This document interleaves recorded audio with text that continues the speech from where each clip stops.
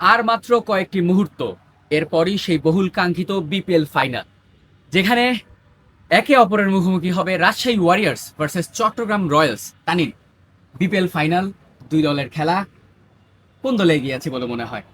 আর দুইটা দলই আসলে এগিয়ে আছে। আপনি যদি দেখেন, রাজশাহী টেবিল টপার হয়ে তারা কোয়ালিফায়ারে এসেছিল, 2 নম্বরে ছিল চট্টগ্রাম।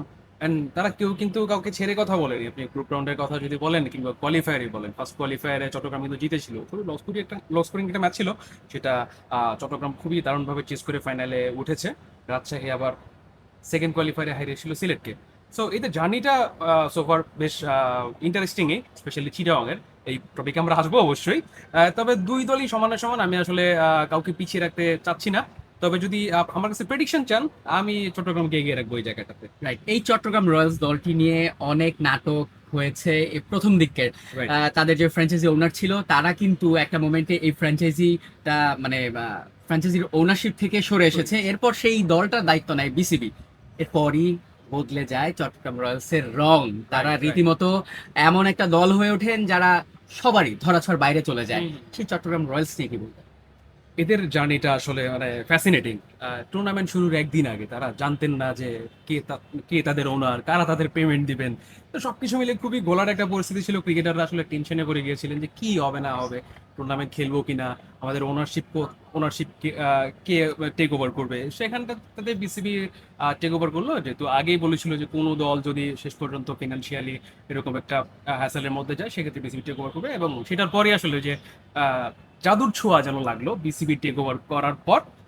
এরপর ওখান থেকে চট্টগ্রাম যে ক্রিকেটাররা এসব নিয়ে তাদের বারবার প্রশ্ন করা হয়েছে যে আপনারা এখন মেন্টালি রিলিফড কিনা, কারণ আগে যে মালিক পক্ষ ছিল তারা কোনো স্পন্সর ম্যানেজ করতে পারেনি। এবং almost half of the tournament যাওয়ার পরও আপনি কিন্তু চট্টগ্রামের জার্সি এখানটাতে কিন্তু কোনো স্পন্সর ছিল না। পরে বিসিবি টেক ওভার পর এখানে একটা স্পন্সরশিপ তারা পেয়েছে, ইস্পাহানি সম্ভবত তাদের স্পন্সর এখন, জার্সি কিট স্পন্সর। তো সেখান থেকে তারা যেভাবে ফিরে এসেছে এবং ফ্রি মাইন্ডে থাকলে যেভাবে ভালো মেন্টাল স্টেটে থাকলে যেরকম পারফর্ম করার কথা সেরকমই করেছে। এবং সব ক্রিকেটার, স্পেশালি লোকাল ক্রিকেটাররা যারা আছেন, শরীফুল ইসলাম, শেখ মাহিরি, তানভীর ইসলাম সহ যারা আছেন, মাহমুদুল হাসান জয়, তারা খেলছেন।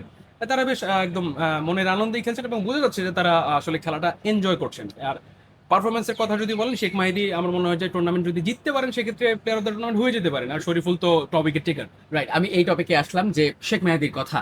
দুই দলের দুই ক্যাপ্টেন নাজমুল হোসেন শান্ত এবং শেখ মেহেদী, দুই ক্যাপ্টেনের পারফরমেন্স কেমন দেখলেন? ব্যাটে বলে এই টুর্নামেন্টে এখন পর্যন্ত one of the best cricketer ছিল চট্টগ্রাম রয়্যালসের captain Sheikh right, Mehedi. Right. And another person, ক্যাপ্টেন্সির পাশাপাশি ব্যাটিংটাও এই বিপিএল এ শুরুই করেছিলেন সেঞ্চুরি দিয়ে, রাইট। নাজমুল হোসেন শান্ত। দুই ক্যাপ্টেনের মধ্যে স্নায়ু চাপের লড়াই, কে এগিয়ে? আমার মনে হয় শান্ত, যদি এখানটাতে একটু প্রেশার সিচুয়েশন হ্যান্ডেল করার কথা বলেন, আমার মনে হয় শান্ত এখানটাতে ঢের এগিয়ে থাকবেন। কারণ শান্ত আগে ফ্র্যাঞ্চাইজি ক্রিকেটে লিড করেছেন এবং বাংলাদেশ টিমের 3 ফরম্যাটের ক্যাপ্টেন্সি একসময় তার হাতে ছিল। তো সেই দিকটা থেকে আমার মনে হয় যে ওই মাঠের ওই প্রেশার সিচুয়েশন হ্যান্ডেল কিংবা ডিসিশন নেওয়া, একটা গ্যাম্বল করা, ওখানটাতে শেখ মাহিদির চেয়ে শান্ত অনেক এগিয়ে থাকবেন, খুবই স্বাভাবিক, সেটা এক্সপেক্টেড। আবার মাহিদিও কিন্তু মানে ওরকম স্বীকৃত ক্রিকেটে ওরকম ক্যাপ্টেন্সি না করলেও আম, যদিও মানে যদি একটু টপ লেভেলের ক্রিকেটের কথা বলি আর কি বাংলাদেশে, তো সেখানে খুব বেশি তিনি ক্যাপ্টেন্সি করেননি।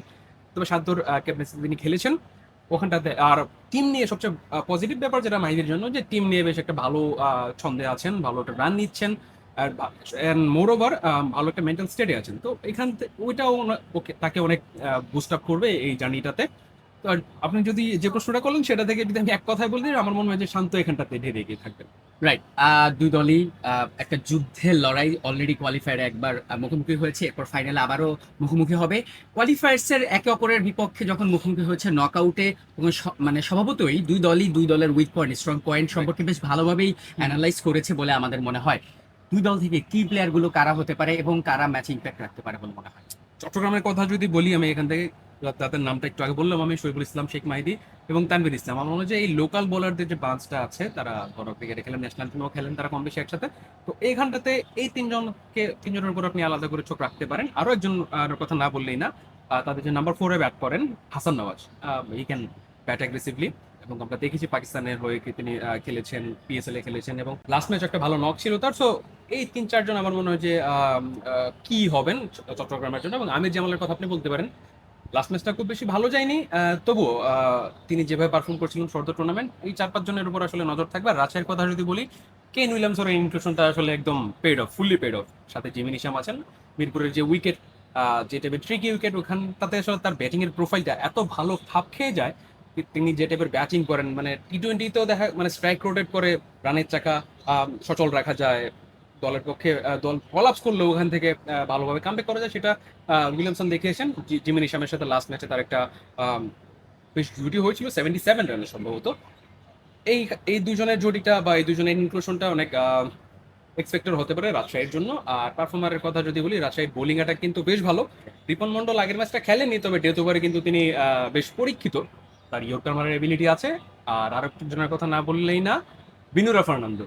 আগের ম্যাচটা তিনি লিটারালি একা হাতে জিতিয়েছেন এই টাইপের স্টিকি উইকেটে। মানে তার প্রোফাইলের যে, যেটা বলছিলাম, উইলিয়ামসনের ব্যাটিং প্রোফাইলের সাথে যেরকম মিরপুরের উইকেটটা যায়, Binura Fernando being a left arm pacer, তিনি স্লোয়ারের উপর অনেকখানি ডিপেন্ড করেন। তো আমার মনে হয় যে এদের এদের অনেক বড় একটা ভূমিকা থাকবে। আব্দুল গফর সাকলানের কথা আপনি বলতে পারেন, তিনি ব্যাটিং করতে পারেন ডাউন দ্য অর্ডার, যেরকম প্লেয়ার বাংলাদেশ খুঁজে বেড়ায় আর কি। যে বোলিং অর্ডার তো খুব বেশি বাংলাদেশে আসেনি, হাতে গোনা 2-3 জন, মাশরাফি বিন মুর্তজা, জিয়াউর রহমান, সাইফুদ্দিন তো দলের মধ্যে ইন অ্যান্ড আউটের মধ্যে আছেন, কিন্তু ওয়ার্ল্ড কাপের টিমে তিনি আছেন। তবু সাকলাইন এখানটাতে একটা সারপ্রাইজ প্যাক আসলে, যে কোনো দলের জন্যই ডাউন দ্য অর্ডার নেমে এক্সক্লুসিভ ব্যাটিং করতে পারেন। অ্যান্ড তার যে বোলিং বোলিং অ্যাকশন বা যে টাইপের বল তিনি করতে পারেন, তো ওখান থেকে এই 4-5 জনের মধ্যে কি ব্যাটলটা হবে আর কি আমার মনে হয় দুই দলের মধ্যে। রাইট। এমন দুই দল থেকে এমন একজন করে প্লেয়ার চুজ করতে যদি আমি আপনাকে বলি, হুম। যারা ম্যাচের মোমেন্ট যে কোনো মুহূর্তে ঘুরিয়ে দিতে পারে, কাকে কাকে চুজ? চট্টগ্রাম থেকে একটু টাফ জিনিসটা। চট্টগ্রাম থেকে আমি শরীফুল ইসলামকে রাখতে চাইলেও শেখ মাহিদির যে একটা অলরাউন্ড অ্যাবিলিটি, তার জন্য আমি এখানটাতে শেখ মাহিদিকে চুজ করছি চট্টগ্রামের জন্য। আর রাজশাহীর জন্য আসলে অনেকগুলো নাম ঘোরাফেরা করছে, স্পেশালি তানজিদ তামিমের কথা যদি বলি আমি, লেটসে ফাইনালে রাজশাহী চেস করলো মিরপুরের যে টাইপের উইকেট, আমি 130-40 বেশি এক্সপেক্ট করছি না। এরপর যদি সেটা পাস করা যায়, সেটা আসলে ইন্ডিভিজুয়াল ব্রিলিয়ান্স হবে। যদি ওরকম রাশিয়ার সামনে যদি এরকম 140-30 ক্লোজ টু একটা টোটাল থাকে টেস্ট করার জন্য, সেক্ষেত্রে আমার মনে হয় তানজিদ তামিম ওখানটাতে একদম বাজিমাত করে দিতে পারেন। এবং আমরাও দেখেছি আগে, ন্যাশনাল টিম হোক, ফ্র্যাঞ্চাইজ ক্রিকেট হোক, এরকম লো টার্গেট ম্যাচগুলোতে, স্পেশালি নাইট ম্যাচগুলোতে তানজিদ যেভাবে ব্যাট করেন, এখানে মনে হয় তানজিদ যদি ওরকম একটা সিচুয়েশন পান, আমার মনে হয় তিনি গেম চেঞ্জার হয়ে যাবে রাজশাহীর জন্য। রাইট। বিপিএল এর ফাইনাল কে জিতবে সেটা হয়তো আর কয়েকটা মুহূর্ত পরই জানা যাবে, কিন্তু দুই দলের লড়াইয়ে যে হাড্ডাহাড্ডি হবে সেটাতে কোনো সন্দেহ নেই।